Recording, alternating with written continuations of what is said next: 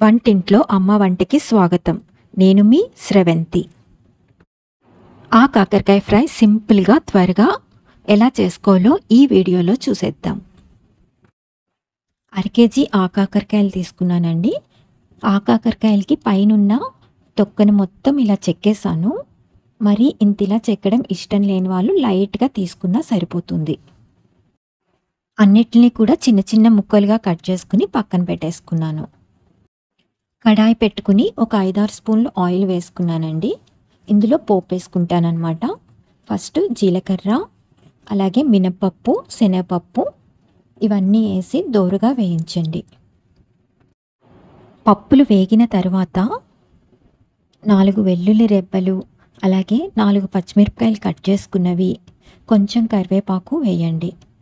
ఈ కొంచెం వేగాయి అనిపించుకున్న తర్వాత ఒక పావు స్పూన్ పసుపు, అలాగే మనం చిన్న ముక్కలుగా కట్ చేసుకున్న ఆ కాకరకాయ ముక్కలు ఇవన్నీ వేసుకుని ఒకసారి కలుపుకోండి.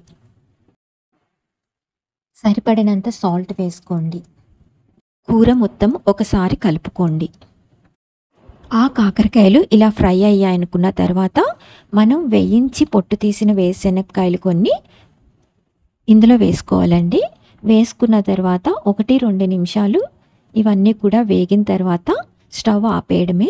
అంతేనండి, కరకరలాడే ఆ కాకరకాయ ఫ్రై రెడీ అయిపోయినట్టే. ఈ ఫ్రైకి మనం అసలు మూత పెట్టమన్నమాట. మూత పెట్టకుండా వేయిస్తే కరకరలాడుతూ ఫ్రై రెడీ అయిపోతుంది. ఈ వీడియో మీకు నచ్చినట్టయితే ఒక లైక్ కొట్టండి, అలాగే సబ్స్క్రైబ్ కూడా చేసుకోండి. Thank you very much.